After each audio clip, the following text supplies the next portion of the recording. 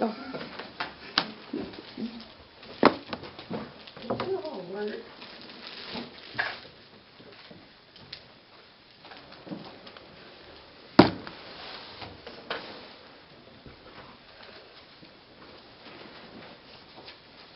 Okay, I guess we can go ahead and call the meeting to order. Everybody have a chance to read the minutes of the last meeting. Are there any additions or corrections to the minutes? I move to approve the written. Okay. Moved by Amanda, second by Dale. All in favor? Approved. Consent agenda. We need permission for clerk to pay insurance at time of billing, to pay utilities at time of billing, to pay utility incentives before the 25th of the month, pay theater bills when due, pay payment service network bills when due, and to renew First National Bank CD 18620. So moved. Moved by Larry, Second. second by Dara. All in favor? Approved. Visitors, I thought somebody was coming, but they might be late because I didn't tell him at 7 o'clock. Sheriff's report, Cody's not here. New business.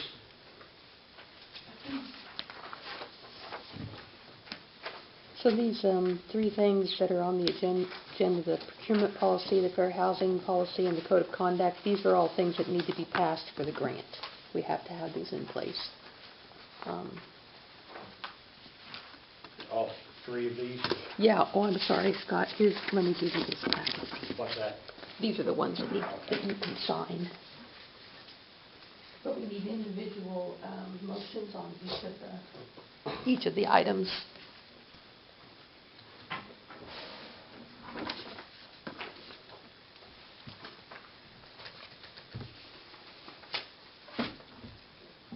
Does anybody have any questions on any of these? I guess we'll start with the purchases of 25,000 or more. Is there any questions about that? This was kind of one that Justine sent to us, and then JR reviewed it, and there was just minor change that we made based on what the county does in Section B, making the bid so that it didn't necessarily go to the lowest bidder. It was, with other things could be considered. Originally, it was worded basically that it had to be the lowest bidder. So that was the only thing really we changed from what Justine sent. So That gives us a little more option.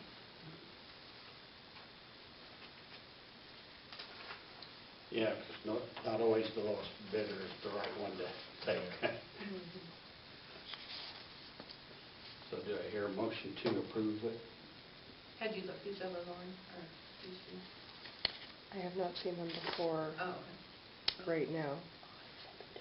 I know. I've had the flu. Last week, I was out for a week, and so I've been attempting to catch up. It's pretty important we try to pass these tonight. The contracts need to be sent in tomorrow. I'm just going to say that these are coming from Justine, our grant administrators for CDBG. I'm going to say they're probably fine. If we can circle back around, I can read them while you conduct other business, and in the attorney's report, give my 2 cents. Okay. If we can circle back to them, is that?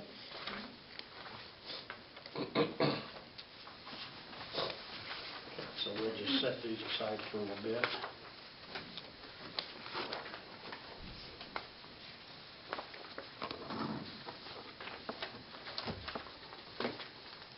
Okay, I'm going to jump back real quick. Go ahead and do Troy came here on behalf of Cruisers.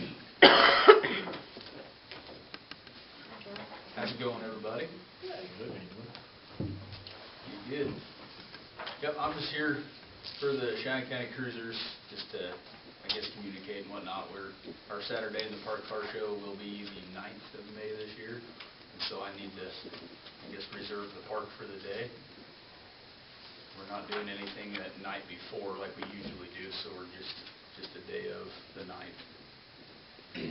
So, pretty much the same stuff as years past. We are gonna do burnouts again, and pretty well the exact same thing we've done the last several years in a row. We're not really changing anything on that, so nothing's new there.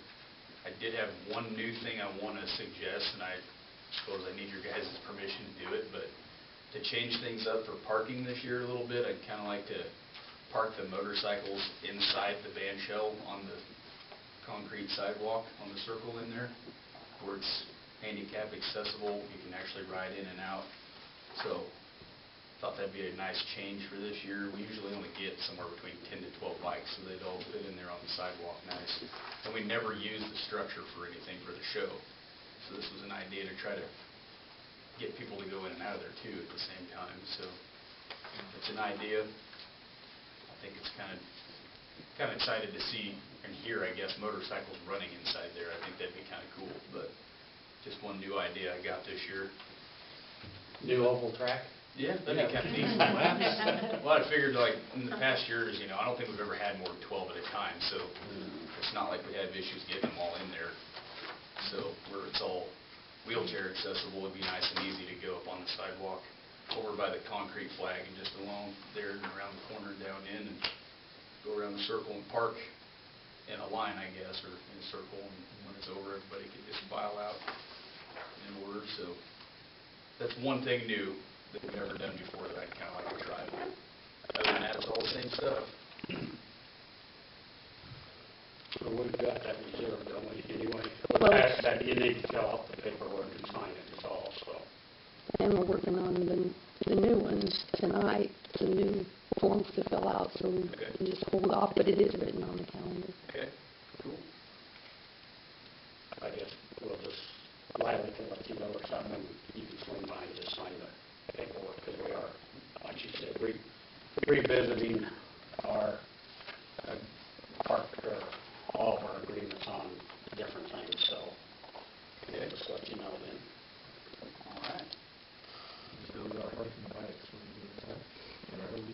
Yeah, let them keep off the grass, because obviously it's pretty wet at that time, they stink. Oh, yeah. And Yeah, that the wouldn't burnouts work on the anyway. sidewalks, I would assume we can, Yeah. control. No, if there's any burnouts, obviously it's going to be out on the street where the cars are going to do it. I kind of like to see some bikes get involved in that, but nobody's done that in the past years. But anyway, it should be cool. What's your hours on it, Troy? What's that? What's the hours on it? We start usually at 8 o'clock, and our rewards are at 4. Usually by 8 to 5, it's over with. Yeah. Usually it takes about an hour or so to strip things down and pull the flags and cones to open the streets back up.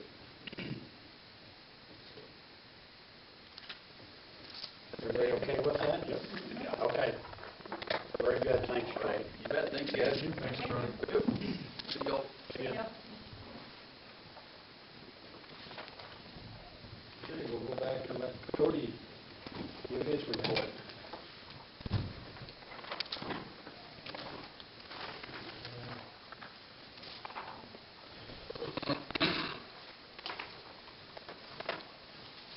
Sorry, I was a little late. Well, there's 3 sheets. Oh, okay. So, yeah, each person gets 3.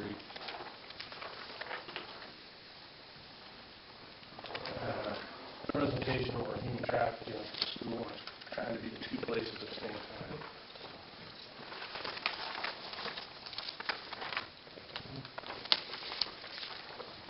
Thank you.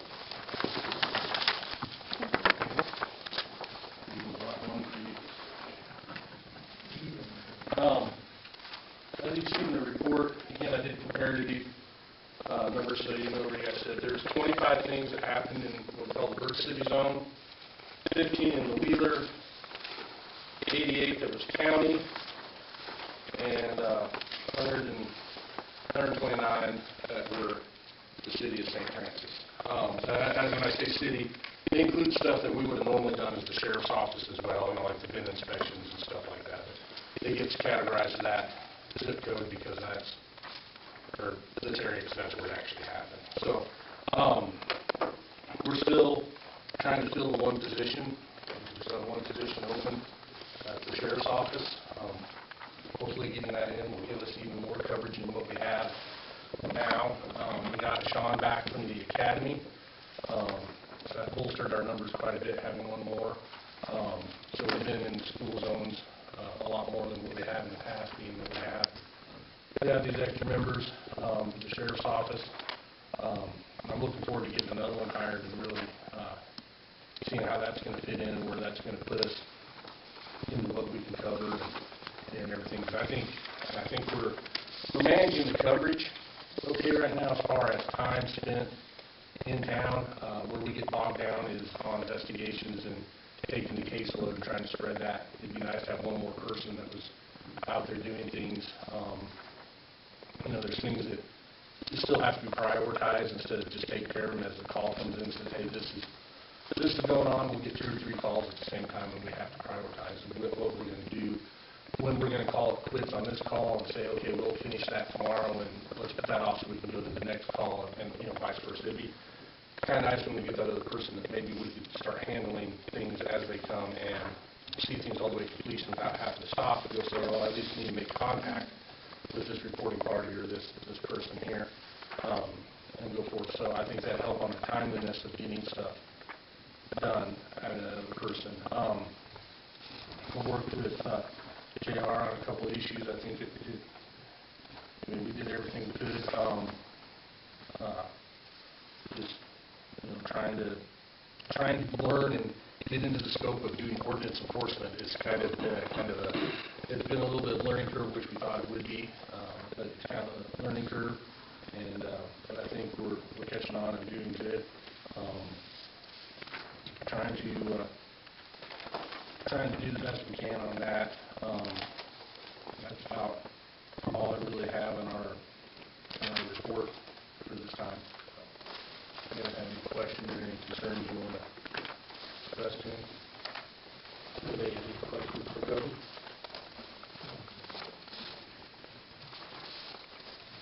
If not, we will accept the police report, sheriff's report. Moved by Dale. Seconded by David. All in favor? Approved. Thank you. And I guess I emailed Philo the other day. I was underneath the misunderstanding when I told the commissioners I'll supply that they were going to write a check, and then I asked them, did you pay for that vehicle? And they're like, no, you never sent us a voucher. I was like, I just assumed being in the meeting saying we're going to buy it, we were going to do that, but we didn't. So the voucher did get sent down and says, all right, check with this commissioner's meeting for the expedition. So in case you're wondering why it took me 30 days to pay off a vehicle, that's the bureaucracy that happened and what happens. You guys don't need more. I'm going to go back to that meeting. When is this commissioner's meeting? 16. Cody, stay on for a webinar. You get it to me, because I look over it too. And they're going to have tons of information over that subject matter if you're interested. So. Thank you, guys. Thanks. You said you did send me an email? Yeah, I replied to your email where you sent me the information. And then I said, oh, can I have the VIN number? And then I didn't realize on the second page of what you sent me the first time, the VIN number was on the second page. So I was able to do it anyway. But it's just a reply to the email where you sent me the stuff that Larry put together on the value. Oh, okay. So I said, I'm sorry I didn't get this to you. I assumed the commissioners did it to me, and then I asked for the VIN number. So, but as soon as I sent a copy to Kat, the office manager, and she said, did you look at the second page? Because the VIN number's on the second page. And I was like, I don't like it. So, all right, thanks. Thank you, thanks, Larry. Okay, well, let's jump further down to trash waiver applications. I have no objections if you want to, if you want to, since we circled back up, if you just want to go down the agenda, I see nothing wrong with the policies as they are written. Okay. Okay, so going back to the one for on bidding, $5,000 more. Do I hear a motion to approve that? Moved by Amanda, second by Larry, all in favor? Motion approved. We don't vote on this one, do we? No. Individual. No, they're just policies. Okay, the next one in there is the fair housing civil rights policy. Is there any discussion on that? Make a motion to approve. Okay, been moved by Amanda, second by Derek, all in favor? That's approved also. Okay. Next item on there is the code of conduct for the CDBG grant. Dale's made the motion. Second by Larry, all in favor? Approved. And last one is CDBG contract. And Scott, there's actually 2 copies of it there, and you'll need, and there's 2 places to sign on each copy.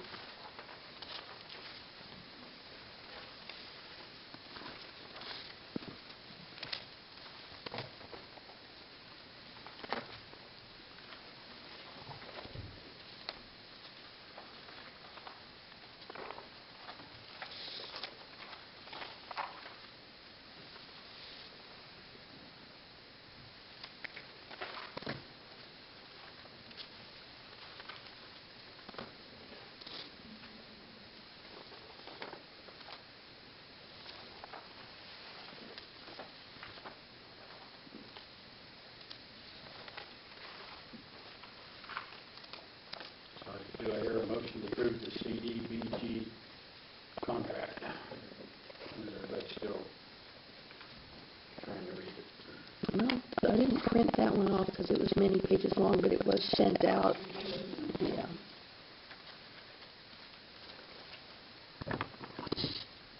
Standard.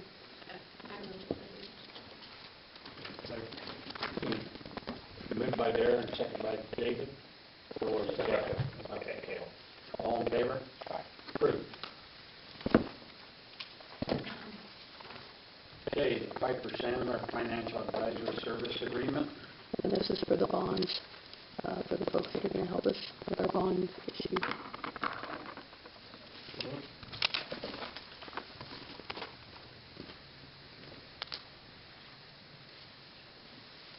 Did you move it? Okay. I'll second. Moved by Kale, second by Amanda. All in favor? Approved. Okay, now we're down to the trash waivers. And there's a few of them here. These are all renewals. Wade Crine with the county seat greenery up there. They only need the trash for April, May, and June. And they're only open during that time, so they request the trash waiver during the other times. J.R. Landenberger, he has a building at 100 East Washington that he uses for storage. Chris Lloyd, they have a place at 1045 South Quincy, and that is in use no more than 2 times per year in 2-week blocks. Doug and Marla Ross, storage building at 519 East 4th. They use it to store their boat, camper, and vehicles. Scott Schultz, 709 South Denison. He uses that building for personal storage. Any questions on any of those? Okay, do I hear a motion to approve the trash waivers? Moved by David, second by Kale? Yep. All approved? Good. Old business, property cleanup. Okay. Project pending.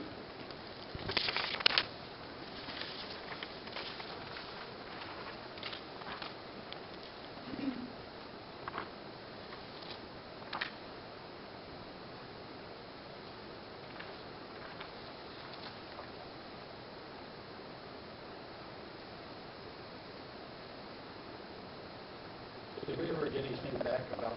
Sandblasting on And that seat area? called from twice now, and it's always about the painter, and he's supposed to give me the price just to remove, and we're gonna be waiting for the painter costs that are not getting there. That's at least twice in the last month that followed. I wish I would've thought of it today before the meeting, tried again. But we'll call him again.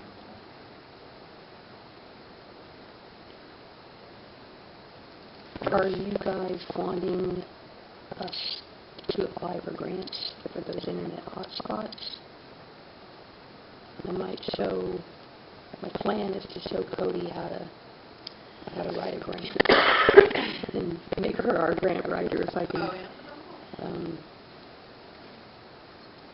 Okay, so for both hotspots, or are we using roadside park funds that we've received for camping fees to pay for that up there? Waiting for something. What are Grant, we waiting? April 1st is the first to start applying Oh, for. to start applying. The foundation grants. Okay, well, that gives us a little time to get something written. And my thought on that is if we make it both hotspots as the whole project and the city's contribution is half, and using the camping fees for that half, that was a thought. Because I always like you to have skin in the game. Everybody agree with that? Who's gonna pay for the upkeep on the system? Because there's monthly fees. Right, well, that would be, so what the grant would be for would be just for the putting it in. Just the What was city, that cost again? I don't even Oh, I'm have that sorry. with me. But I want to say it was around $3,000 for each spot. That's what I was I was thinking it was almost 7,000 for Yeah. both spots. Yeah. But then they say they would pay, oh, they didn't come back. So there would be the monthly Yeah. ongoing costs. There was talk though to go at the lower end of the monthly. The lower speed, yeah, until there was an event or some reason they had to otherwise. Although it wasn't being taken advantage of, it was waiting on some money or something, or was it just waiting on applying for the grant? Well, we're gonna wait until we got funded for the street project. Right, Oh, yeah. that's That's right. what it was, you're right. I knew he was waiting on something. Could you do another donation box or something up there that says, you know, use Wi-Fi, please donate, whatever you think it's worth? I mean, that couldn't hurt. It might actually pay for it. Another box up there on that sign. It was the monthly fee higher, well, I think, It's just based on the speed but I mean, if you use both places, is it the thing. same?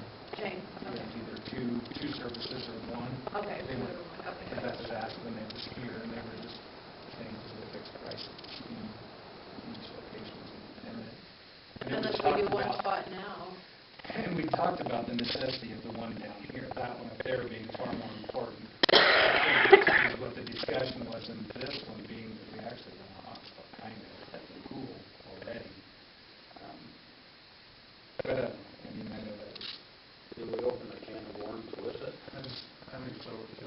I'm really concerned with this one down here for simple events, that you're just paying for something that's just sitting there 99% of the time. Up there is a service where you're already providing a paid spot. I guess that's my opinion of it. Well, we own most of stuff who goes up there every day and parks.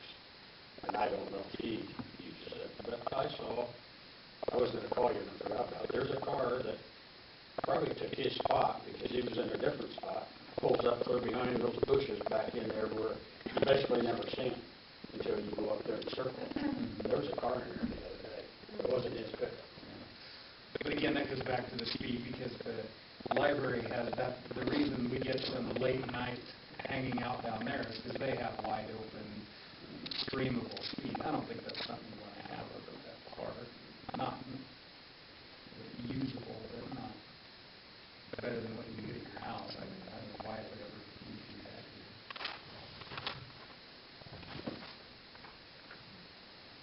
I'm on the other side, I just don't think we need it. Either place.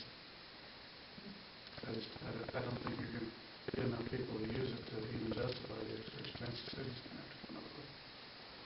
Especially for Brookside Park. I understand why everybody's wanting it, but with the limited amount of people that are actually coming through there, we're not making enough off of the reservations to help cover any of that cost, I don't think. My 2 cents. But if we keep the speed down low, it'll be just like where I was for 2 months. That Wi-Fi in that park is absolutely worthless. It is, it's worthless, you can't do anything. So is it worth doing? There's so many ways nowadays that you can hotspot off your phones and tie your tablets in and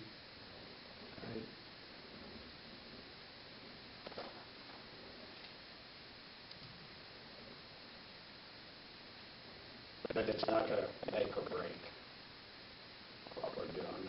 Well, we could always shut it down, but then we got that equipment we bought.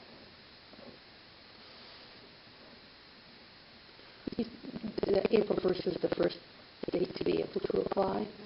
Yeah, I don't remember how long it goes. It was a month. So if there's another project too, I was thinking. Well, we were thinking about the Sawhill Park, trying to apply for something for that. and get some lighting information. We're working, experimenting with some right now. And the trees, those are 150 a tree for a bunch of those. So we need some firm quotes in order to write a grant for Those those. are the ones we tried those lights on, because they're pretty expensive. Trying to get more light in them. Talking lights and trees, Lights and trees. possibly even that seating I area. wanted, that's what I was. I mean, if most we could wanting. combine all that together and write a nice grant and say we're improving the park, that benefits everybody, that we go down there and there is stuff going on there, and, Well, even if it was just a strip and repair, even if we don't get it painted, it would be way better than what it is, isn't it? I'm just so kidding. we gotta do something with it, or it's gonna be to the point where you can turn it down. And what about the sale shades there? That's outrageous. 100,000. Do we even want to leave it on there? It's real, they were like $100,000 or something for the. That was step one of, yeah, 168 if I remember right. It was used every weekend from May till December. Yeah, then they would justify the sales shades, but But you're talking about putting bigger trees in, aren't you? When you go back in with trees, putting bigger trees in? Yeah, green hands, I mean, it's not like they're going to be casting shade either, we're just trying to get established trees in. You think they're going to be in the neighborhood of 150 a tree? It's, okay, well, probably we better decide, are we going to do the hotspots or hold off on that and work on streets and maybe improvements at the park? Because I really think more people would go for improving the park, you know, if we get better lighting, trees in there, get that seating worked on and stuff. They'd rather see the money spent on that than the hotspots. Okay. Well, we can just leave the hotspots there for a while and see. And it is April 1st, so, and it doesn't say how long I have to refund the stuff. Okay. We'll see how long it goes. I think maybe a month, and then we decide.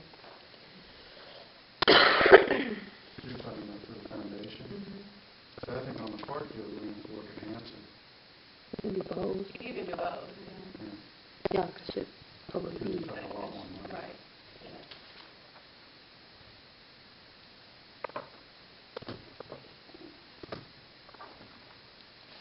Well, if you think we're going to go down that road, then I'll go ahead and get Cody started on trying to come up with a narrative and stuff like that. I just gave Kevin a deadline of the 20th of March, that would give us the next meeting to consider what he would have to offer for the bank. Okay, anything else on project building? If not,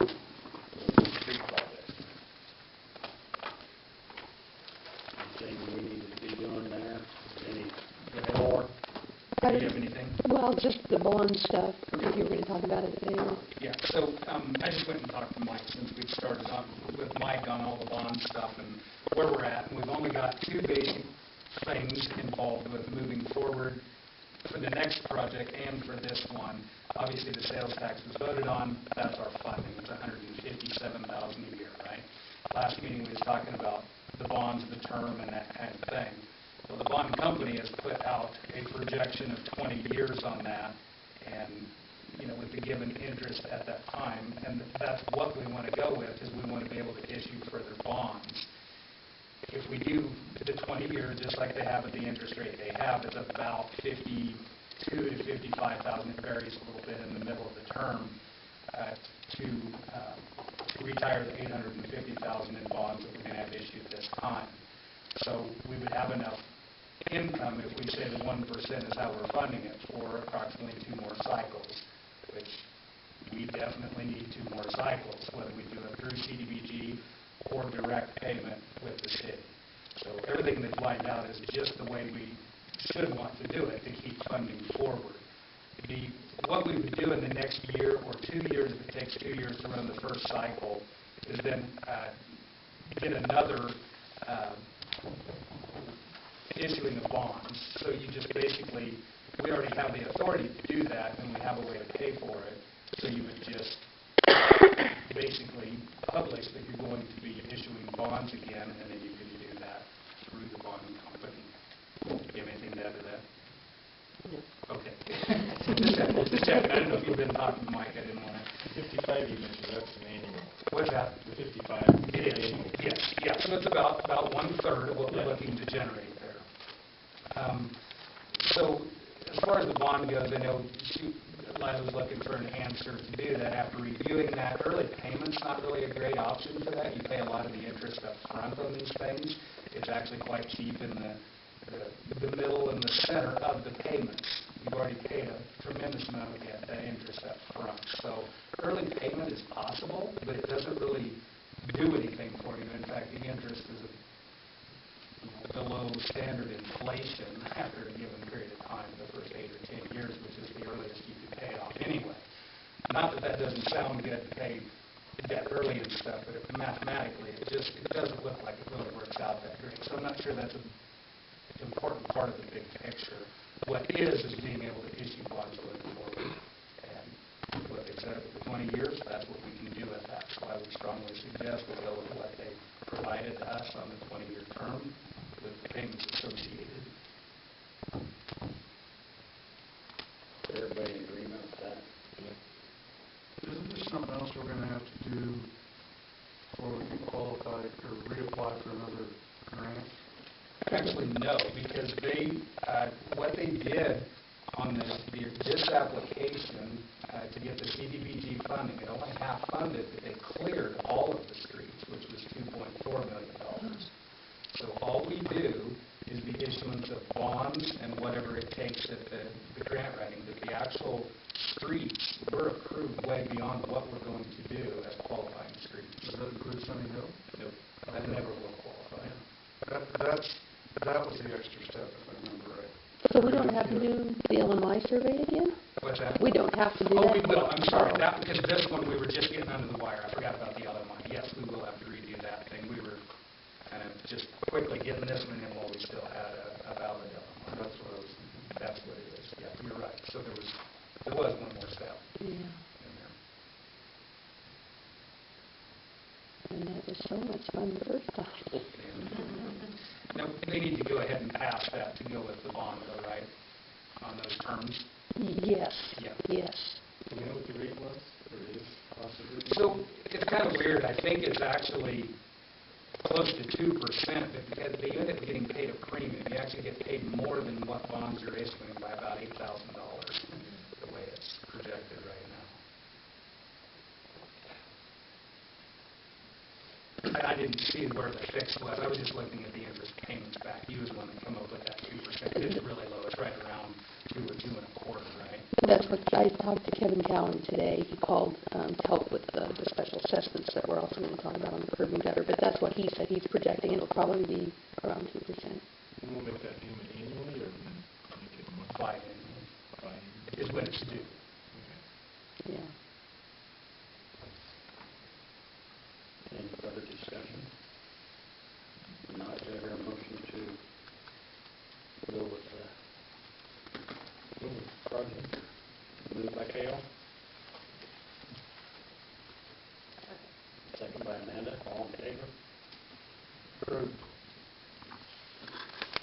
Okay, the next part of the streets project is we sent notifications for the tree, the curb and gutter, assessing that back to the property, the city paying for the trees.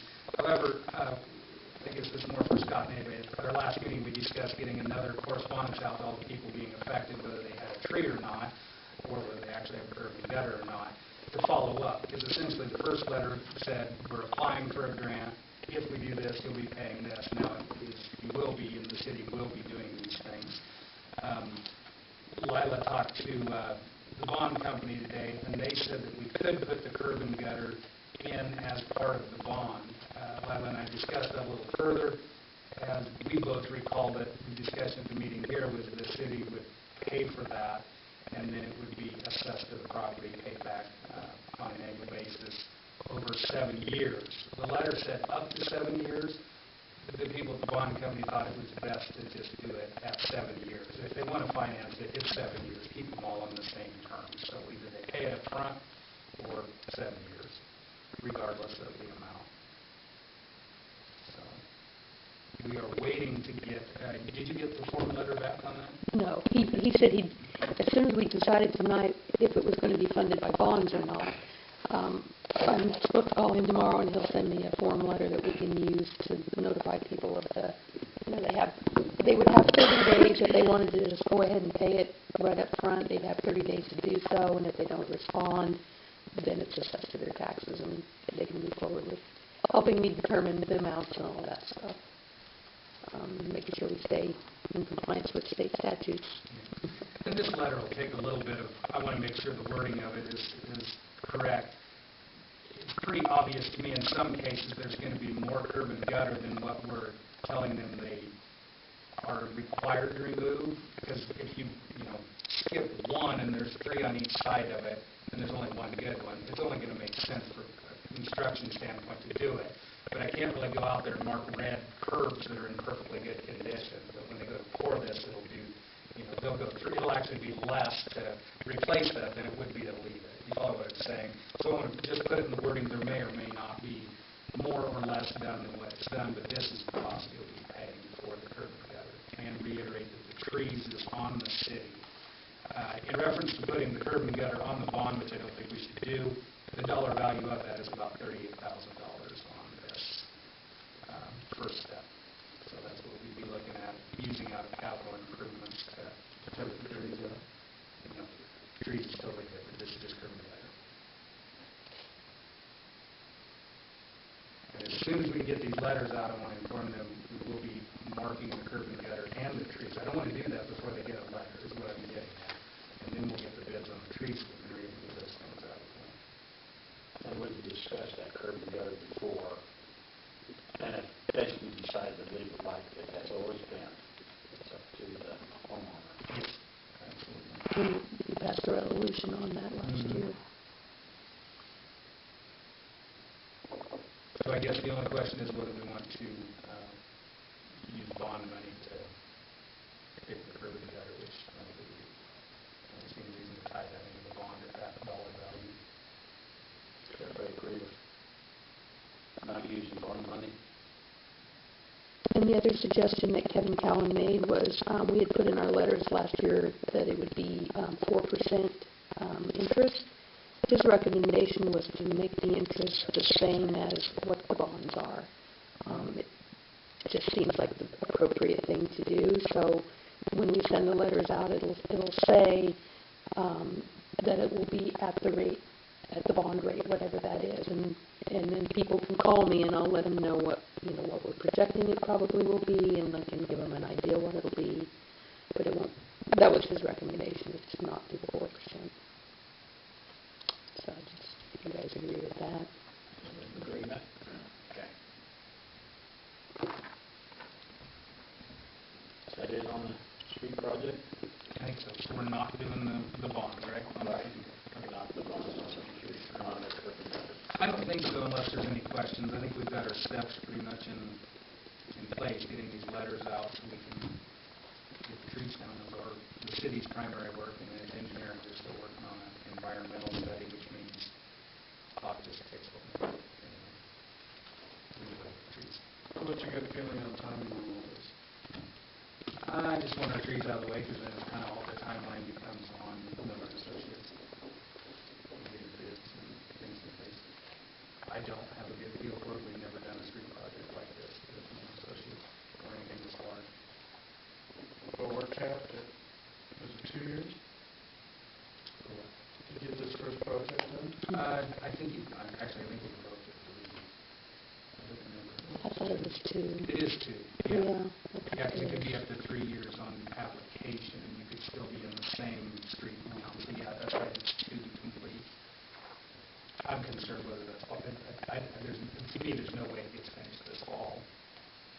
Maybe it does. Maybe these people just lined up for these CDB projects. I don't know. It's not going to be our usual contractor, so I don't know what the availability is and timelines, anything. So that's a question, because on the CDBG application, it had a, I'll have to say with Justine, but it had an October completion date. This October? Mhm. Okay, if you're still allowed up to 2 years, I mean, because they do allow for...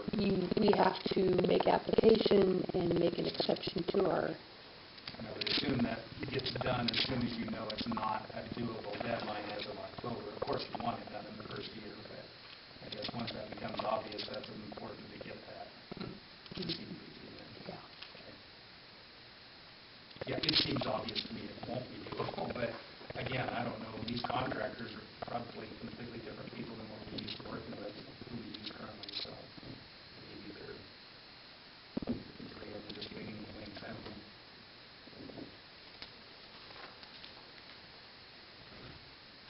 Okay, well, let's move on to the band shell agreement and the special event application.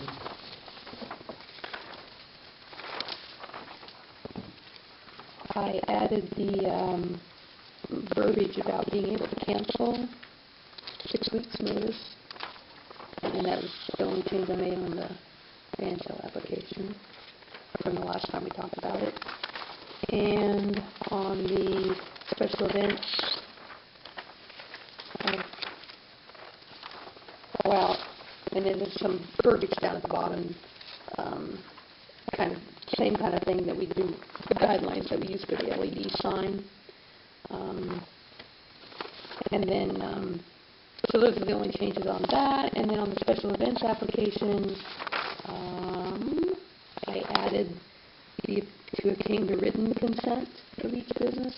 And I'll just put together some kind of simple form where the business name, printed business owner, and a signature. And it would be very simple for the event people to carry. And that had to do with getting permission from adjacent business owners to, if somebody wanted to sell in front of their store during a special event. I keep forgetting Scott wasn't here when we were talking about this the last time. The reason that we're trying to get this, like we talked about, was something a little more formal, so there's no misunderstandings, and there's not opportunity for miscommunication when we have special events. And so it's clear when people call, or they know what's expected and whether or not they're going to need liability insurance, And Scott, I'll point out that we put on there that the liability insurance may be required, and it's up to the council. The council will decide on a case-by-case basis. So did you guys have a chance to look at the ones that I just sent out? I think, JR, you reviewed them.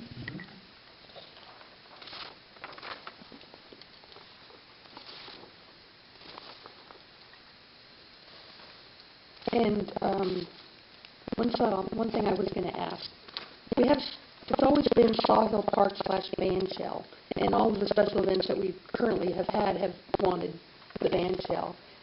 But the car show isn't going to be, well, they are going to be using the band shell. If somebody wanted to use this part of Sawhill Park, but they weren't wanting to use the band shell, would they still need to fill out this rental thing? Is that for the whole thing, regardless?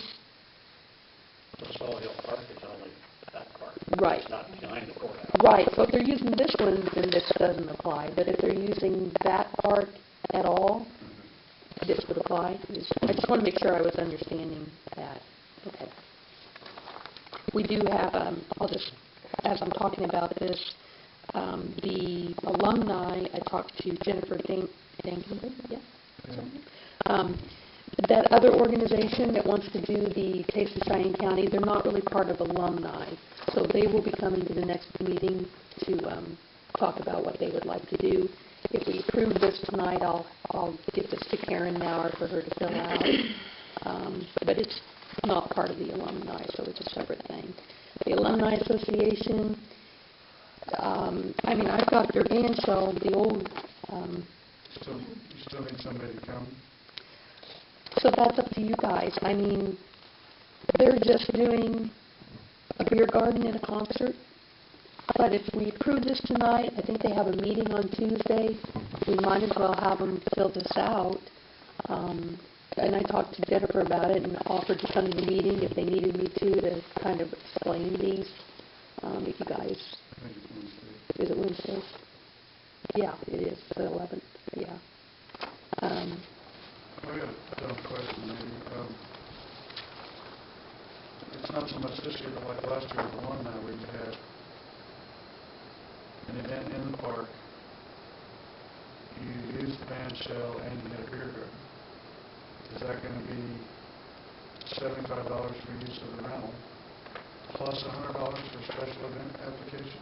So the council in the past has waived the rental fee of the band shell for alumni. That's what... Okay, well, that's what I thought. Yeah. The other fee, as we talked about, is to cover the cost of that resolution that has to be created. We didn't do that in the past, but, that's up to you guys, but there is a fee. It costs the city to issue that resolution to allow the beer garden. Unless it's a C&B, Fairmont Beverages don't have to have that resolution passed. That's just for alcoholic beverages. It's different licenses. But the C&B people can't sell alcoholic beverages. They just can't sell spirits. They don't want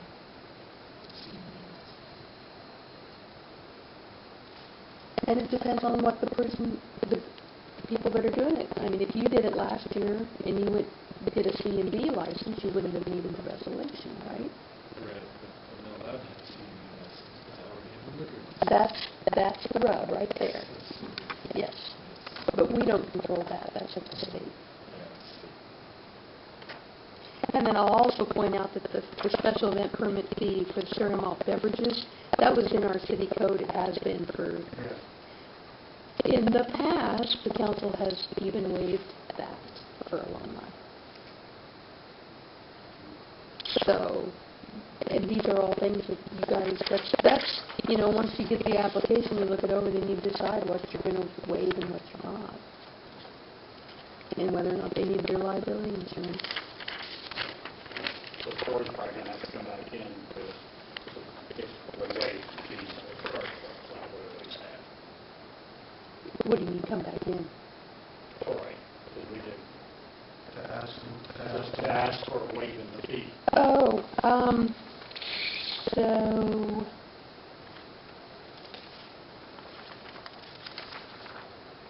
Well, no, so that fee is part of this rental, right? On page 13.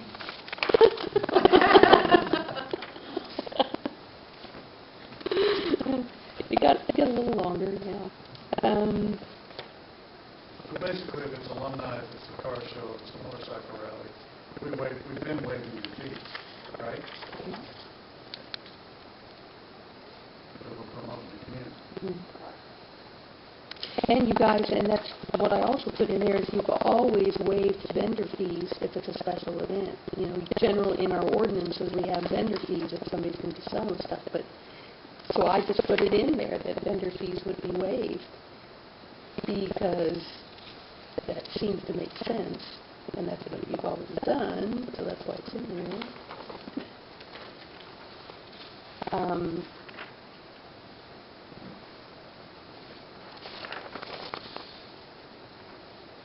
I mean, would he have to come back in, or could he just submit it and I could ask on his behalf? Probably. I- Probably to do that, where he's already came in. I guess we should have asked to have it waived tonight, and then, of course, he signs it before he comes, but I'm sure everybody probably agrees on the events like that, we've been waiving the fees, so I guess he can just ask you, and then you can bring it and we approve it. But it does say on there that the rental fee may be waived for a not-for-profit community event, so. Okay, is everybody in agreement with what we got wrote up here now? I have two thoughts. One is that the indemnification provision on each one should be the same. Oh. So take this on the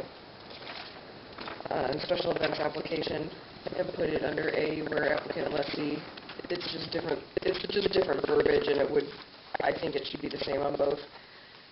Which one should I use? Use the longer one.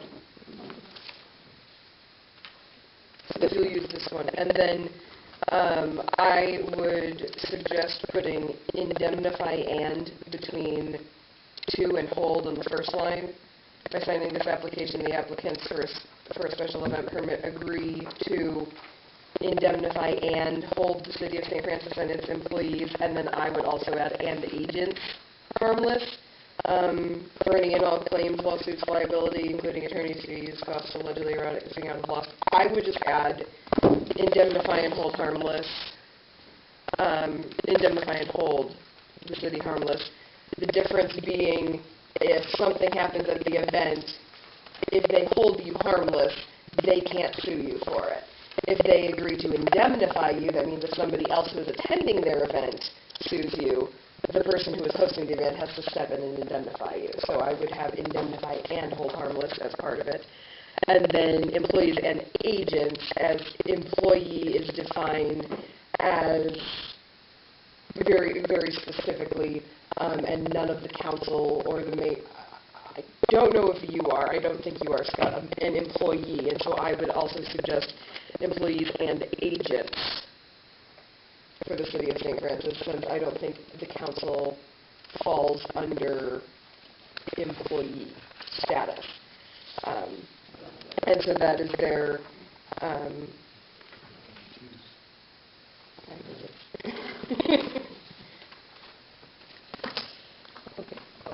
so that would be my, those would be my suggestions. Everybody agreeable to that? Is there a motion to approve what we're going to be writing up so that it'll be ready for whoever who comes in to sign up for events? I'm sorry, I have one more. Okay. Was it added? Yes. You? Yes. Okay. And the reason for this is because this is what we have on our LED sign for the use of the LED sign. That it couldn't be used for political or religious. Right. Maybe right. Yes. Okay. That's really, yeah, that Let me really, catch you later on that one. okay. We can't put that submission of an application does not guarantee use of Sawhill Park / Van Shell, and application approval will be at the sole discretion of the council on a case-by-case basis. Okay. Because that is the verbiage that stays away from that with a 10-foot pole. Can And you also, send that to me? yes, Or I just say it can. again. I'll get it off my minute. Yeah, I'll just write it down here, but the verbiage is submission of application does not guarantee use of Sawhill Park/Band Shell. All applications will be reviewed and approved or denied by the council at their discretion. Okay.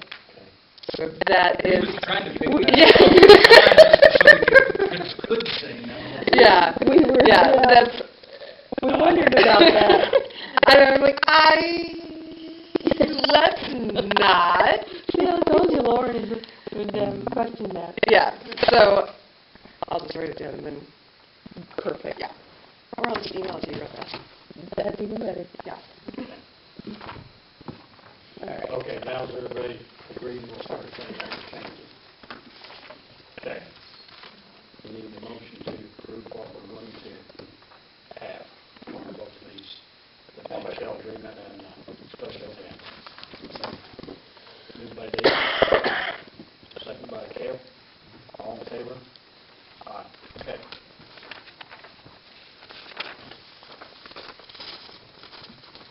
Payne Shell report.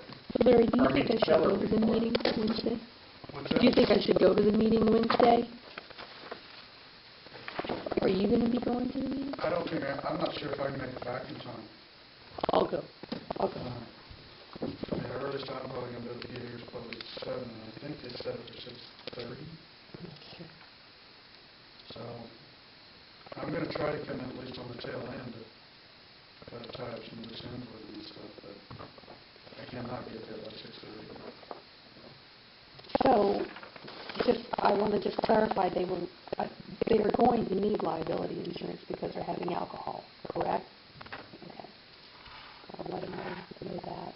Yeah, and I don't know, I haven't been able to make the meeting, so I don't know if that's been brought up and discussed or not. Now, liability, it's being, Riverside's carrying it, so I would assume that they've got their own liability insurance. They would have to get special event liability insurance, like Kale did. When I talked to the state on that, the ABC, I called them about that. They said generally it is whoever's going to make the profit off of the sales is the one who would provide the liability insurance. So You what? have to be a host. Yeah. The company won't even do it unless you're a host. Okay. Name the host. Okay. So, and where they are a liquor license, they're going to run into the same thing that Kale did. They can't do the cereal malt beverage. So there will be that fee for the resolution to be created unless the council chooses to waive that. If you can make it, that would be great. I'd like to be able to let them know for sure you are going to need this and you are going to have to pay this, but we're going to waive the rental fee. Is that what you guys want me to say? Okay. Okay. All right. Like I said, I'll try, I'm gonna make an effort to try to get there at least by 7 or so. I don't have anything on Killaquam, no updates. Okay. Building permits?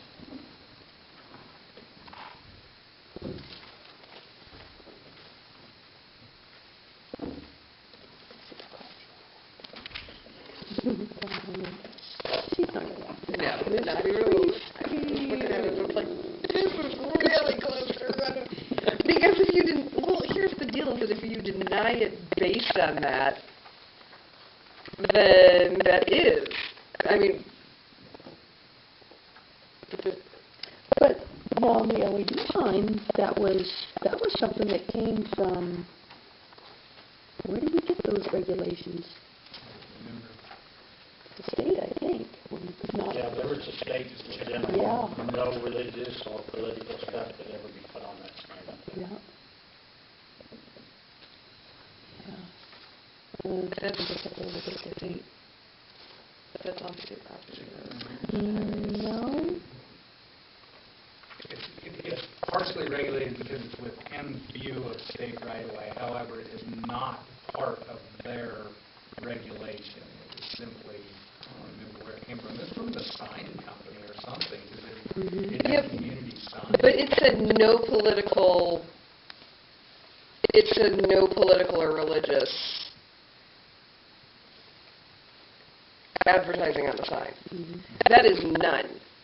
So I would have no problem if this says no political or religious use of this, but then you're not allowed to have the Easter egg hunt because it's Easter. Mm. That's exactly why we're staying So, away from right, no. right. And in fact, the filter that was supposed to kind of be in play for the sign has kind of slipped by the wayside, which we've talked about, because there have been some things put on there that would be, you know, if you, it's so strange, because, yeah, church on such and such day is nothing. Picking a side on a hot button issue turns into a tit for tat thing that you don't want to be part of.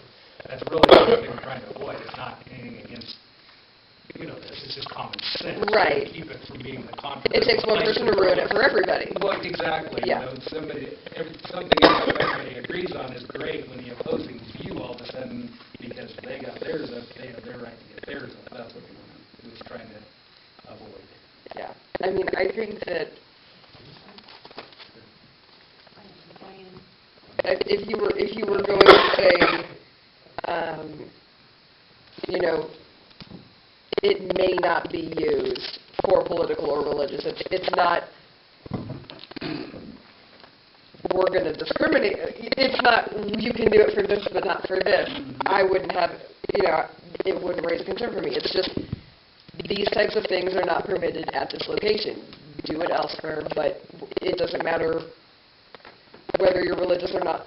You know, it doesn't matter what religion you are, and it doesn't matter where you fall on the political spectrum. Everybody is not allowed to be up there. But the Easter egg hunt is up there, so we can't do that. Mhm. So yeah, I think just putting those in at, putting the verbiage in, that if each submission of an application does not guarantee use of the facilities, each event will be reviewed and by the council, and is approval is subject to council discretion on a case-by-case basis.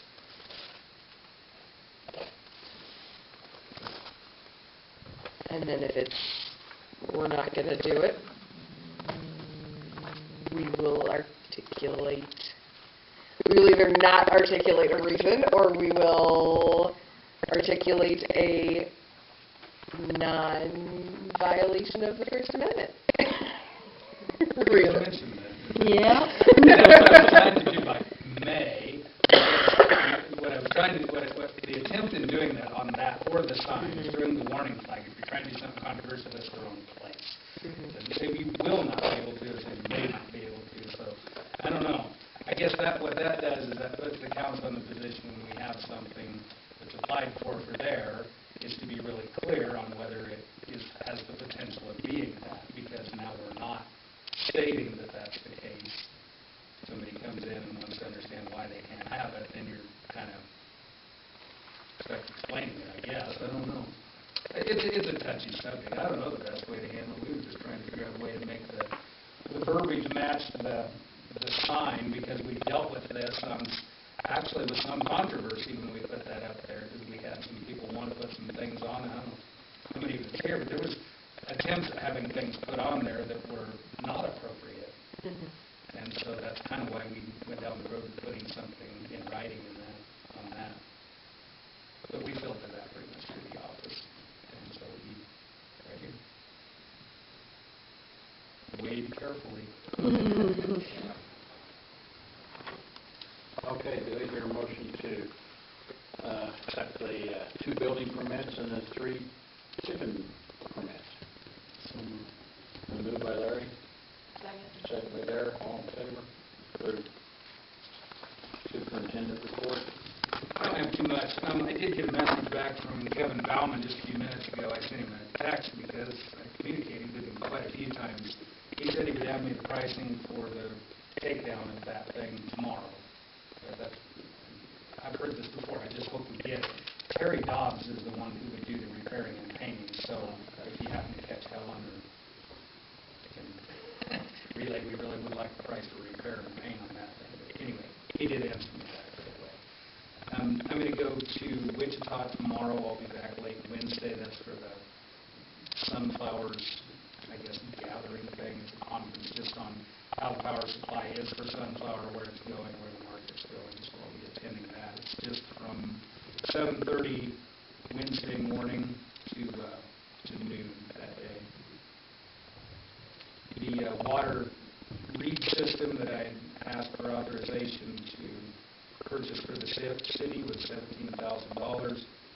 Upon informing them that we wanted to go forward with that, I was informed there's $3,000 in training and support that goes along with that. It was not listed. I apologize. We did ask if everything was included. Lila's apparently run into this too. It's very annoying to have to come back and say, oh, and the training and support is this much too, when they give you a price quote, which is what I had in hand. I made it very clear to them. I wasn't happy about that. I still want to go forward with the system. We need it. It's efficient. So I guess I'm asking to authorize an additional $3,000 on that water upgrade system. And do your motion to approve 3,000. Moved by Amanda. Second by David. All in favor? Great.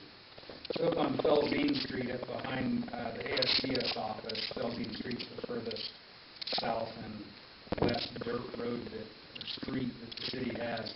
It's a drainage issue. It's actually got quite a bit of traffic on it now between the storage lots and whatnot. And there's a culvert that falls short up there, and I've known for a long time we needed to do something with that. It's too shallow. It causes water to run the wrong way. After Tim Riley did the improvements on the property that he acquired from the city, it becomes blatantly obvious that this culvert needs to get changed out. It falls short clear out in the street right away. In talking to Tim, due to the fact he did some of the improvements on that, I had suggested that it benefited him enough that we should share the cost of this thing, because it will actually make the driveway for his bins larger. He agreed to that, to splitting the cost on that and making that street road safe, not too close to that edge, and improving the drainage. And the county would sell us the culvert at their cost at $20.16 a foot. We need 80 foot of it for a price of $1,612.80 to the county. And then to put it in, there'll be one that gets removed. They'll have to relay the street a bit and then put it in. Brock was comfortable with a not to exceed $2,400 for the placement of this 24-inch culvert. It is an upscale in size too. It's on the west side Of Tim. of ASCS. Yes. Yep. Now, there's two drainage points. It comes across between the Pizza Hut and the ASCS office, and then it goes on around and comes down the road. Converges together. One goes through the culvert, and one passes, kind of crosses over Felzine Street into that corner. We're not going to be able to change the water, but we actually are undersized, and it sets too low on that other side. So even if he wasn't doing this, we needed to put in a bigger culvert. But because the improvements went that far, he actually is not really using part of the road right away, but we wouldn't have needed to do quite this much had he not done those improvements. So I'd say the maximum out-of-pocket splitting the cost would be $2,000 on the city. Yes, we do that. Improve Felzine Street. Okay, do I hear a motion to approve that project? So moved. Moved by Cale, Second. second by Amanda. All in favor? Approved. Last item I have is Ward Electric. That's the contractor I've been working with, trying to get some electrical work done on the electrical system. We now have a daily price from Ward Electric of what they would do with a four-man crew, 10-hour days. They just charge by the day. We would supply the material. The cost for that would be $5,685.96. That includes all equipment and all expenses. That's just a daily rate for them to do work. I would like to suggest we go ahead and do some work, but I'm not getting the material figured out. When we did a bid process, Ward was able to get a bid price from a Resco supply company for doing all the material. I think the city of St. Francis has and probably always will buy all of their material from Stanyan. However, I'm having trouble getting that quote. I mean, feel like the way we've always done things with the city and its relationship with Bill Keller and Standing Electric is that's just where we get our materials. But I'm not getting a price, so that's holding us up with them, and I'm working on it. I apologize if we could get that price. I think I'd be suggesting we go ahead and encumber some money towards that and move forward, but Well, the last salesman acted like he was gonna get you some. I thought so. I did call the engineer that did the work for us when we did the bid process, kind of frustrated with, the situation, because essentially what Standing is wanting, the material supply representative wants me to supply them with a by the bulk count itemized list of what we want. Everybody else takes the drawings and derives the material out of it and provides a bid. That's the business they do. The industry standard is that these drawings are sent to the material suppliers. They supply a cost based on those drawings, and that's what you go forward with. These individual at Stanton says they don't have the software to do that. It's an Excel sheet. And I'm frustrated. I just want to get the material from the company that we normally do. So I'm working on it. I might have to go up the ladder a little bit at Stanton, because they've always been good to us. Of course, they've been very good to the community. But foot dragging. So I'm working on it. And that's all I have. Does anybody have any questions for JR? If not, your motion to accept and file the superintendent report. Been moved by Dara, second by Larry. All in favor? Approved. Attorney report. Warren? I don't have anything. And clerk report. I have a few things. Try to make them quick. Your Chromebooks arrived. We were just talking about it a little bit. Did you guys like how I sent that link out and able to access the documents? Did that work for? Did you see it? I did. Oh, Yeah. good. I saw it. I'm going to have to try it on a computer where I am not already logged into my personal Google account. Mm-hmm. So, I'll try it on this. There you go. Yeah, but I'm not sure. I mean, I'll play with it some more. I'm not really familiar with it, but that seemed to work. But we were talking about having to have a Google account in order to use these. I created one with my clerk email. We were talking about maybe using your work emails to create them, but I don't really know. you can send out a Google Drive link to someone who is a non-Google user, and as long as you share it with them, they can access it. So if you're in and you have an account and you can get Google Docs and everything in there, then as long as you can send the links and invite everyone to be in the Google page that you set up, the Google Docs, and you can send the Google Docs to them, then you can get in there. They should be able to get in without needing to create an actual Google account. Oh. Because that's how because Kat does that with me, with the police reports they have. She's set it up in a Google Drive that she shared with me, and I can access it from the link she sent me. So she sends you the link like I did? Mm-hmm. Or okay. And in order to use these, you have to have a Google account to use the device. Google account on here, yes. Which I think we should all make it the city email address if we can. We did. Just create God, a I can't Google. believe you don't want one. Hmm? I can't believe you don't want one. Just create the Google Drive. Create the Google account with a city email Right. address. Old dog. Right. I would say it. Well, I'll still print them for you. Okay. So we'll just, try them out and give me a call, give Kale a call. We'll figure it all out and Test. yeah. I brought it up over here, there's mine, and it worked really, really well. Just make sure, I'll just mention again, don't collaborate, even though it's Google Docs and you can make comments. Refrain from doing so, because that would be a meeting if you comment on a document. So you can pull it off and make your own notes on the document. I think, in my understanding, is you could pull that off on your drive. You've got access to the file. Or you can save it to your Chromebook. And Yes. make your own notes on it. Yeah. Exactly, yes. And so that would be fine. Yes.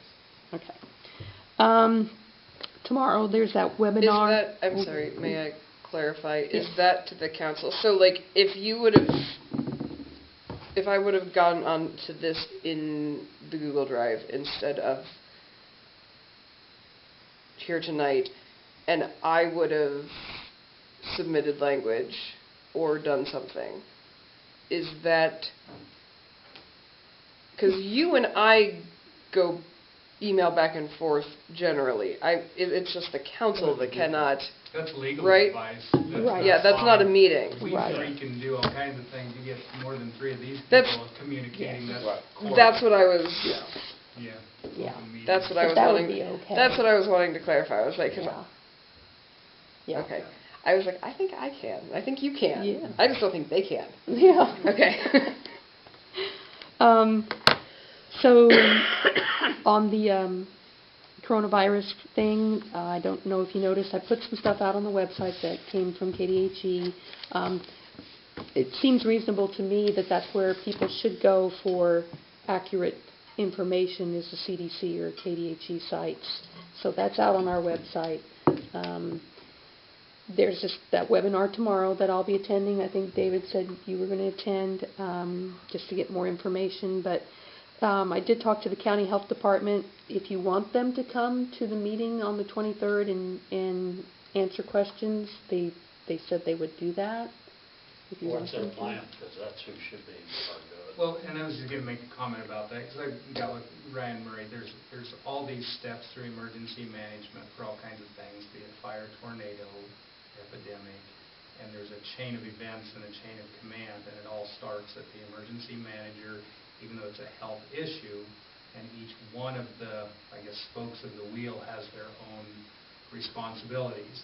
In general, the city's responsibility is to keep its crew healthy and working and keep the utilities on in a health crisis, and of course address anything more at a priority like we already do with the hospital.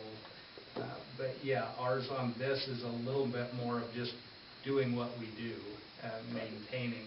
There's actually things in place where if the epidemic gets to a certain point, that the city crew is supposed to, they're supposed to quarantine, not because they're sick, but because they don't want to get sick. So there's all these things that are in place. Now, when that gets triggered is through emergency management. But typically, the city's responsibility is whatever piece of it that gets divvied out by there, and it's almost always about the utilities and just keeping sanitation, water, electric. So, sorry, didn't mean to intervene. I forgot to No, mention that, thank but I you. did Yes. check with Ryan on that. I mean, I knew that's where we stood, but just wanted to reiterate that's the city's responsibility. And I think it's fine if they want to come and let us know what their plans are. Okay. I mean, we should know what their plans are. Or that they need to get it out in the paper, or they need to get it out somehow, what their plan. Get those emails, because And I put it on our website, the one from Tabitha. Yeah, that's, we got some correspondence from Tabitha, and it's out on our website as well. I mean, I think the communication is there. I think there should be something in the paper, but I haven't seen anything in the paper. But it's not, I don't think it's the city's responsibility to get that information out. But I'll share whatever I get. One, it can get confusing if it's not coming from the right place, too. Right. I mean, KDHE is our ruling body for health in the state of Kansas. If something comes down federally, it's going to come through KDHE, it's going to go through the emergency management. I mean, all those, you hate to make it sound like, hey, we got this, it's no problem, but there is a chain of events that takes place in any kind of a disaster, epidemic, whatever the case may be. Yeah. If I get anything out of that webinar, any handouts or anything, I'll send them out. I'm not going to go to the clerks conference this week. I've just got too much going on. There's just too many priorities that I need to take care of here, so I won't be going. Computer quotes. I've received a quote from our software company, CIC, waiting on one from Reach Solutions. I've been corresponding with Matt a little bit. My feeling is, even though I haven't gotten a quote yet, my feeling is I think I'm going to want to go with them, mainly because CIC is a software company, and they will sell the hardware, and they will ship it here, but they won't install it. And so if we buy it from them, I will have to install this hardware. They tell me it's not hard, but we're talking about a server next door that's going to need to be moved. I feel like Reach Solutions, it may be a little more. I'm expecting the bid to come in a little higher because there will be that. There will be the installation of the hardware, actually putting the server in, actually putting the computers in. But I think it will be money well spent, because otherwise you're looking at me and Jen having to do this, and we are not technical people. And you also have access to help if you need to. Yes. through Reach.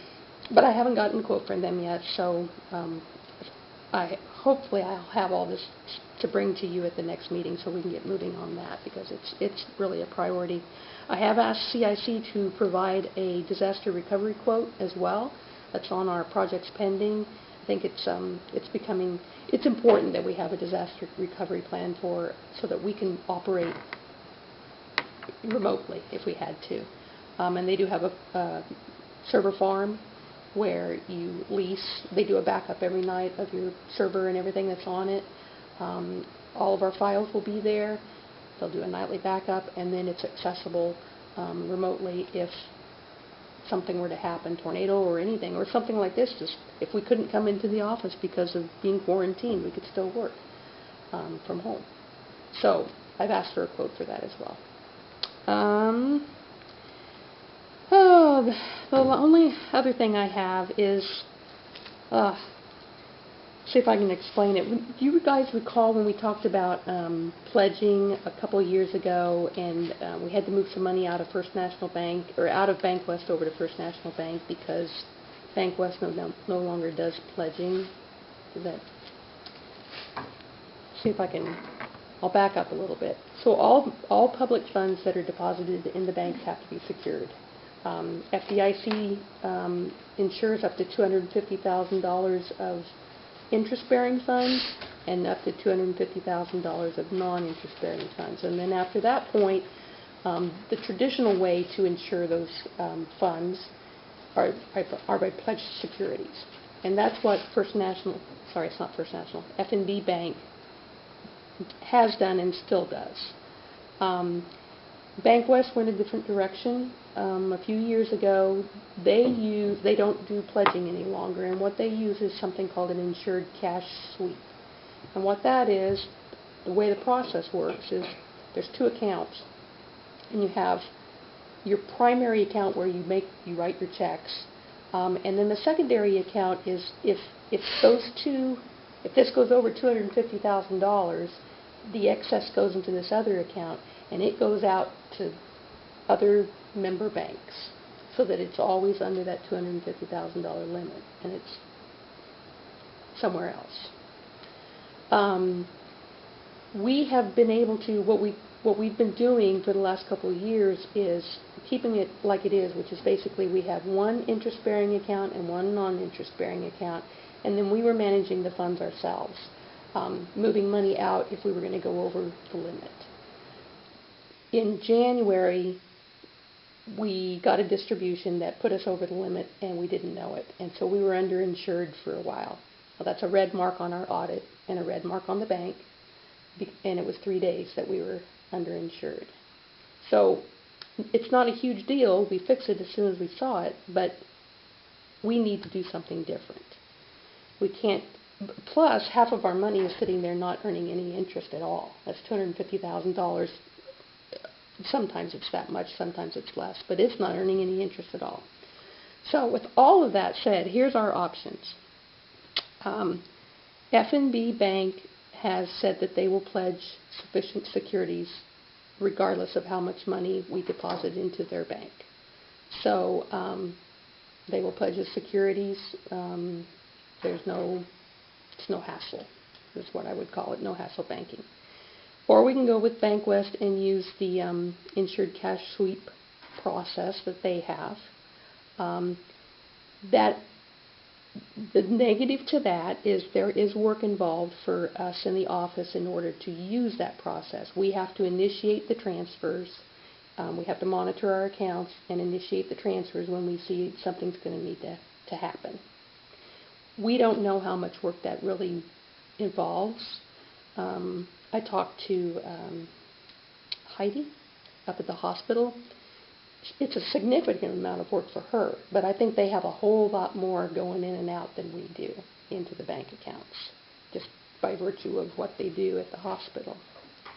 So, and then the other side of that, the other thing to consider is the interest rate that F&B Bank pays on all of our deposits is always the public fund rate.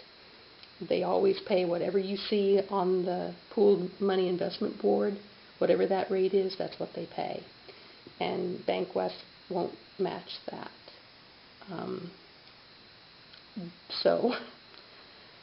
But with all of that said, BankWest has done a lot for the community. It was pointed out. So, that's something to consider. We're keeping about the same amount in each of the three banks? No. Because of the pledging that F&B does, a lot of our money is there now because of the pledging. We don't have to worry about moving anything around because it's just sufficiently pledged. We use BankWest and always have used BankWest for our primary banking. For all of our checks that we write, they've always been the one we use. Right now the funds are less than $500,000 because we can't go over that. So, and then Western State Bank, we've got a couple of CDs there at Western State Bank. So the 500 we have at BankWest now that's interest bearing? No, it's split, and it's not 500,000 total. It's very fluid because that's what we use to pay our bills. So it's around 400,000 now, I think, that we have in it. But part of it's in the non-interest bearing account, and part of it's in the interest bearing. But if we're going to, I want to change that. I want to go. It makes no sense to leave money in a non-interest bearing account. Yeah, can we have two accounts that are interest bearing? If we go with the insured cash sweep, yes. So the difference in interest for the average account balances on the two, when I found out this BankWest thing was kind of coming up, I asked a few questions, got involved with it as well, but currently we're getting nothing from BankWest as far as interest, but if we would sign up to the sweep thing, they're paying interest an amount, but it's not near as much as First National Bank. First National Bank is doing the public amount on any funds, having the one being that goes in and out a lot, so it's an average, and I think they pulled an average of like 120,000 on it or something like that. The difference in a year between the two, if you switch to the cash sweep at BankWest, is about $2,100 a year in interest. So it's not like this huge dollar figure, but it is dead money. I mean, interest is interest, but they are saying 1.25% on basically the hold account, and then 0.45% on the expense account. But that is no longer, it's less than that as of today because of everything that's going on. The 1.25? Yeah, it's down to... And the public rate probably will be as well. The public rate dropped, yeah. Because they're both going to be tied directly to it, even Yes. if it's not matching it. So percentage-wise, it should change pretty much in unison, I would guess. It was, Because she BankWest said it dropped was a half tied a to the public percent. rate, it just wasn't matching the public Yeah. rate. But So still, the only point I'm trying to make on there, okay, so I completely understand Lila's frustration with this, but it goes back to if you've been in this community for more than 10 years, you know just how much BankWest has put back into the community directly, not being asked. I mean, I think there's a tremendous amount of money that has come to the school, the motorcycle museum and things. They bought the bonds for the swimming pool. I mean, From my standpoint, it's a more local bank than the other one is. That being said, who couldn't understand Lila's standpoint of not having to do this cash sweep thing? That's completely understandable. I don't discount any arguments he has. But I can't, personally, I don't like overlooking the fact of just how much Bank West has done for the community. So that comment being made, I'll stay out of it. But Well, and I've known about this for a while too, and I feel the same way. What Goodwin has contributed to this community is, we're not just talking 5 or 10, we're talking hundreds of thousands of dollars. And so if we can get into a sweeping account that pays a little bit, it's not as much as First National, I feel like he's done so much for the community that it's not worth $2,000. And extra work. How much Yeah, time- you got the extra work, I understand How that. much I time understand do you your think he point. spends? I There's no can't way of answer knowing. that. I have no way to know. I have no way to know because I don't have anything to base it on. so basically, but you could reduce the sweeping effect by constantly keeping it lower, right? Yes, well, but that requires, To keep it right on the edge, you're going to be constantly sweeping. If you Yeah. know you have to do it, you have some control over minimizing the sweeping. yes, that, I would think Which so, way- And yeah. I it think is you would now. want to do that. Exactly, what yes. it is now, and that was just an accident that the money got transferred from the Yes. county over, and it flew it over. Exactly. But the thing is, for the bank and the city, we need just something in place, some sort of decision, either the ICS or to move the money. But, Right. I mean, I will have to refrain because I work at Bank West. So, I guess I will just say, the employees at local, it's all run, upper management.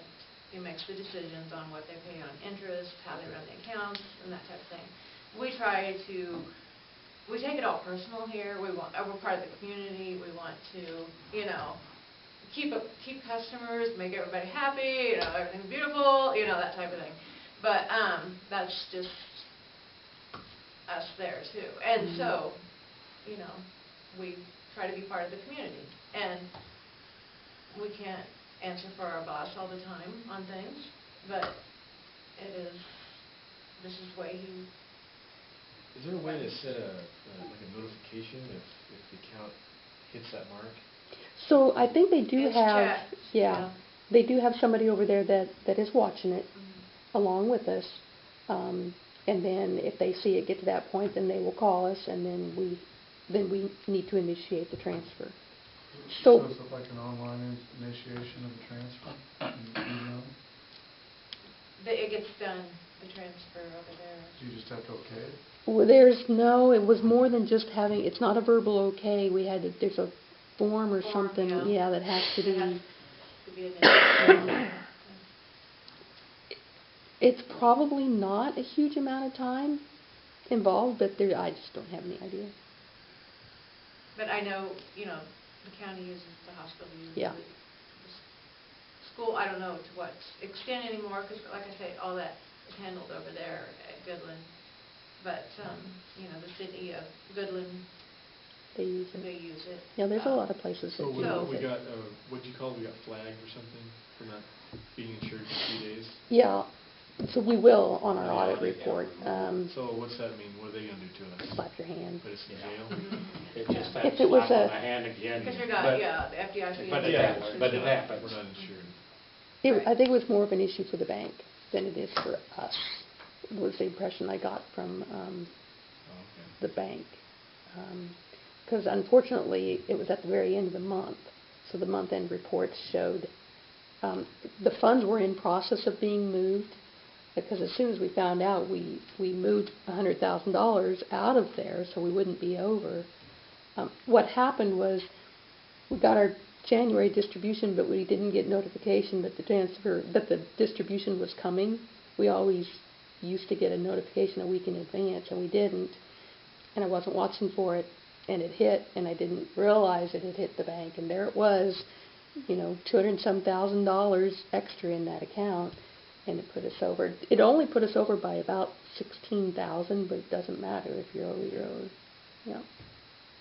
But anyway, I'm willing to, if that's what you guys want to do, we will make it work. I feel like we should just keep it where it's at and then just maybe lower it a little bit to minimize the risk. I don't know.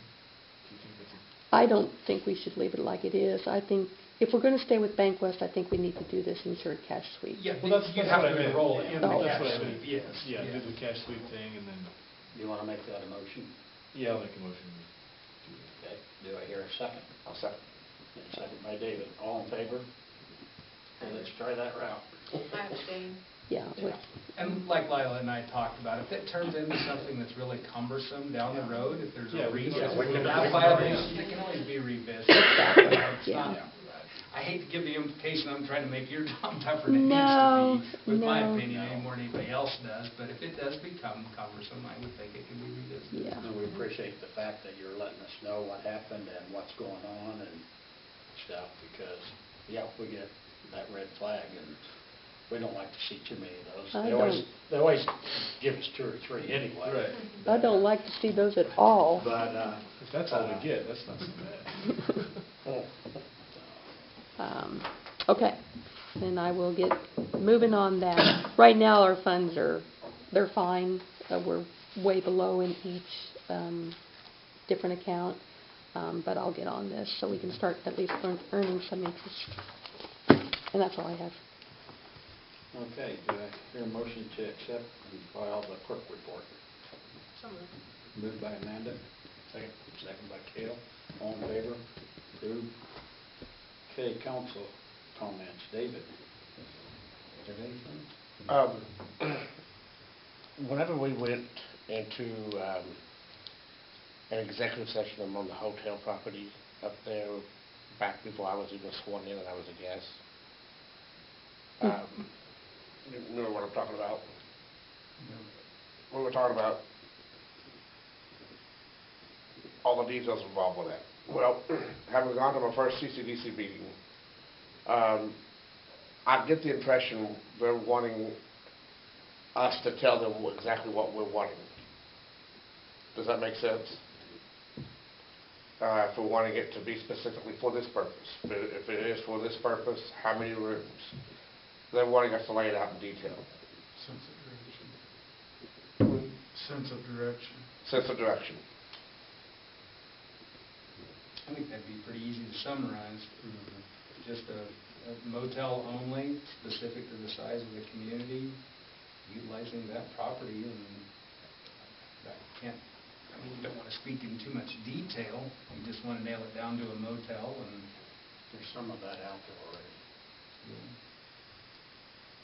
or at least the ones I've talked to, already have something in mind, so. Of what size and where to go and stuff, so. well, Helen's got an agreement, wrote up, that, you know, we need to look at anyway. Have you seen that? Okay, to be able to represent the city for that. And I would think that the description's pretty obvious. I mean, we want as big of a motel as somebody thinks is feasible to put there, and just find some terms to, just motel is the biggest thing. Right. I mean, that's the only thing the city's interested in, having, you know, owning the property. Beyond that, I think it's almost more to the developer, isn't it?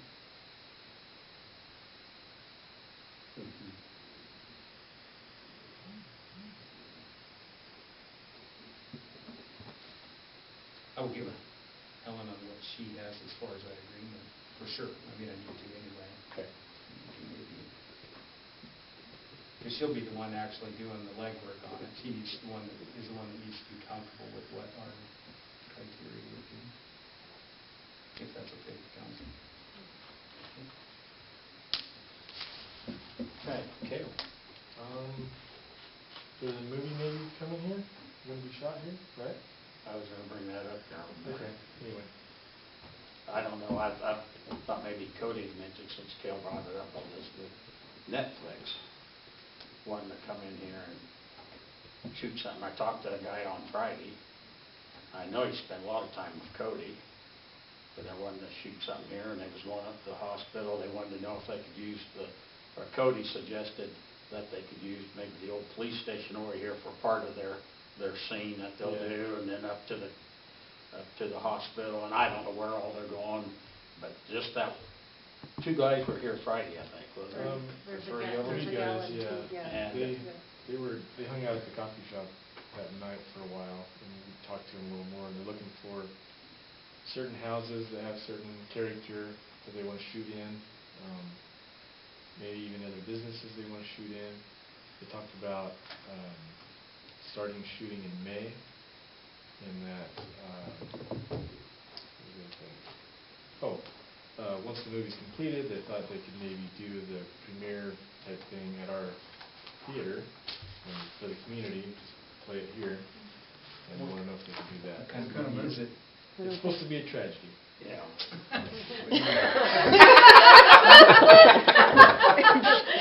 Filmed right here.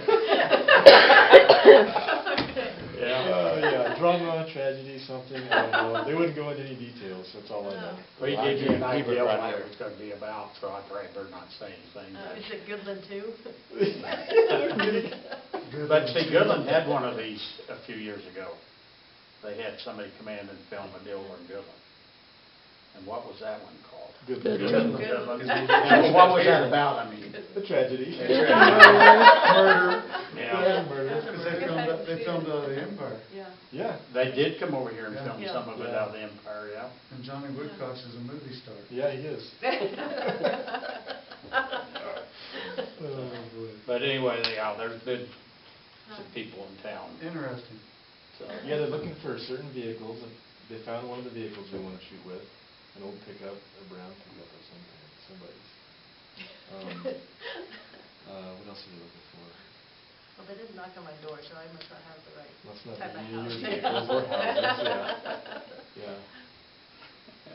Anyway, Yeah. that's all I know.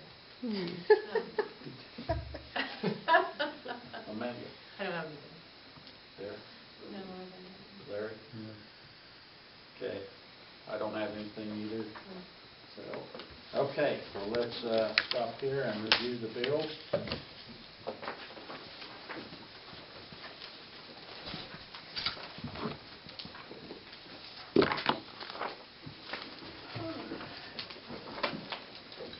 I think that's my cue. See ya. Thank you. Bye, everyone. Gordon Snyder and Blair Wilson. You had What was that? I got another one? Corbin Sherlock. I did? Mhm. If you don't have it, It must have been between something, I didn't see it. Okay. What's that, applications?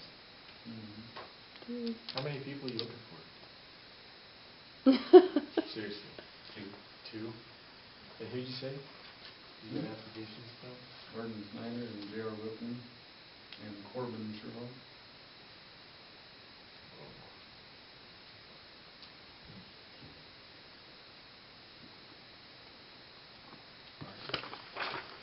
Didn't he have a bit of trouble Mm-hmm. years ago with Daryl? PD? There's substance. Lots of trouble, yeah. Yeah, he spent quite a bit of time. He is trying to straighten his life up somewhat, but it's kind of hard for us to. Yeah.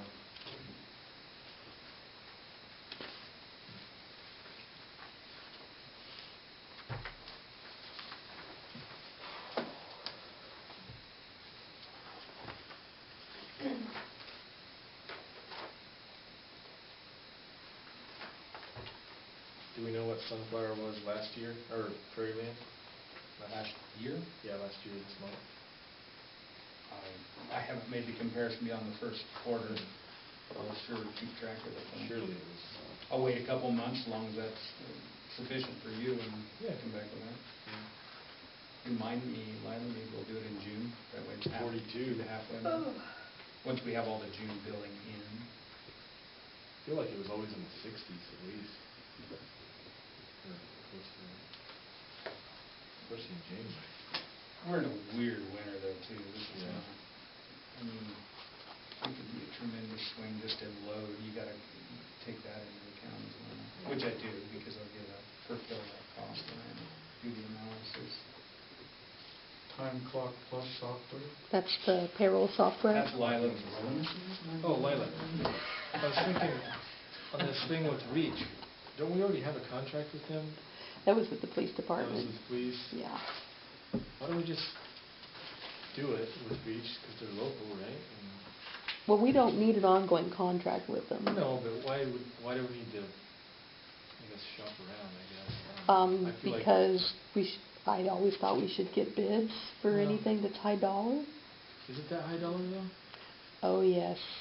We're talking about 4 PCs plus, we're gonna have to have SQL server installed on that server over there because it doesn't already Well, have, wouldn't that require a contract then, a service contract?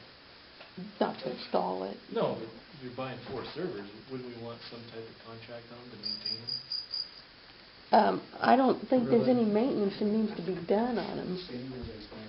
I mean, they're just Well- PCs. Yeah, but, I mean, they Okay. come with a warranty, Yeah. right.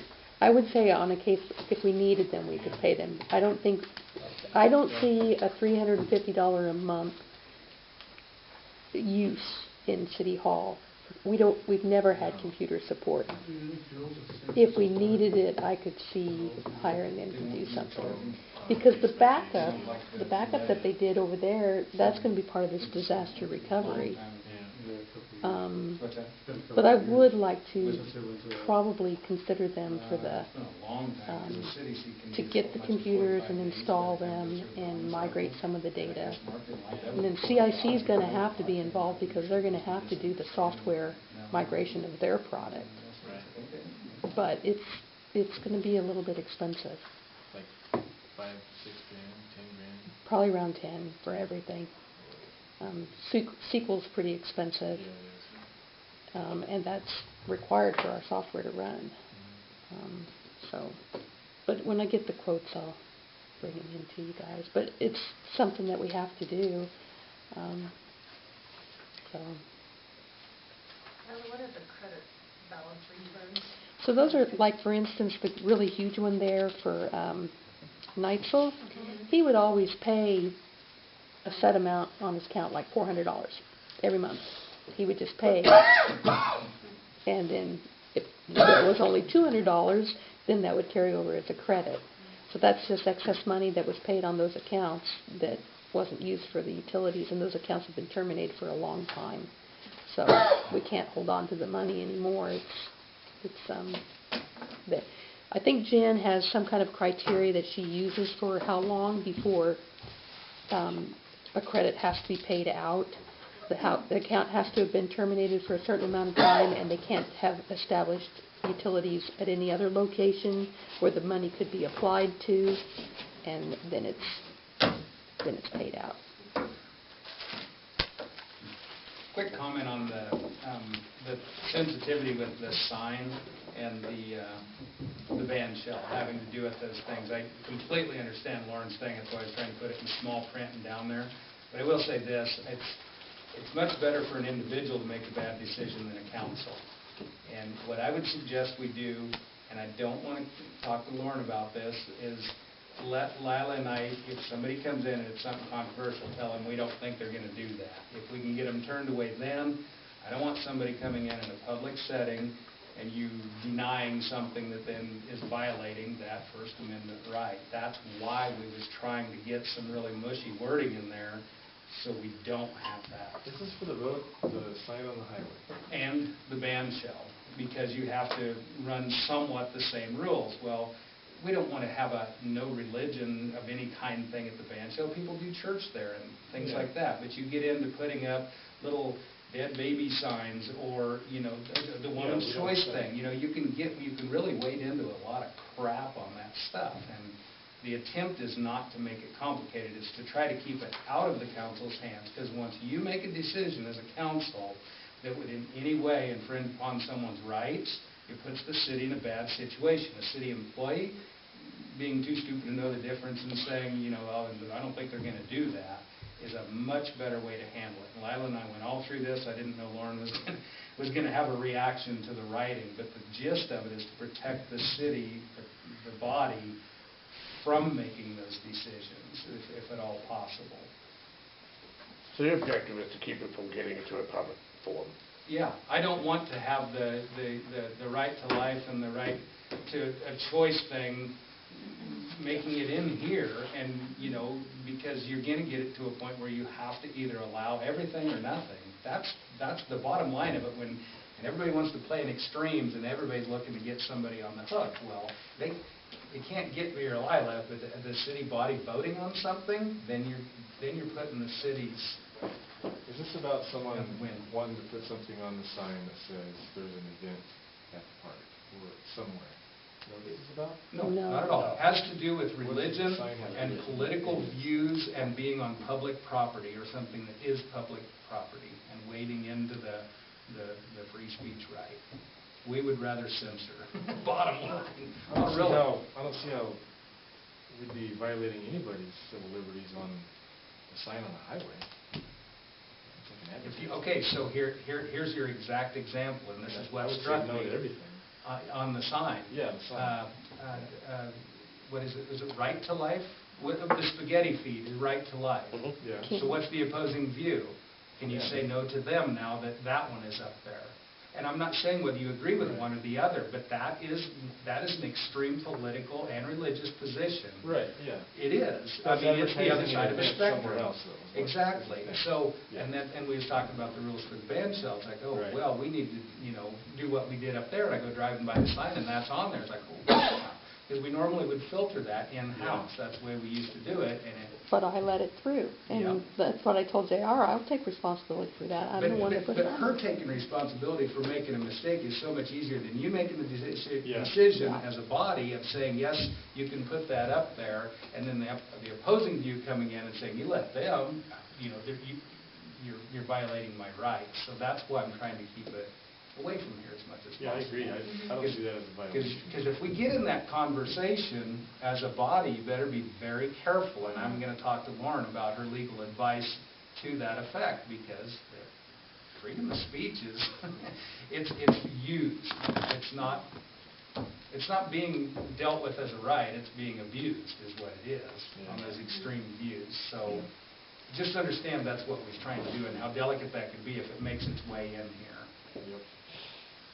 Okay, I need a motion to approve the bill So on moved. ordinance 1036. Second. Okay, Alderman Amanda, all in favor to approve, then a motion to adjourn. So moved. Amanda? Second. There we go. You have all those things signed for me there, Scott?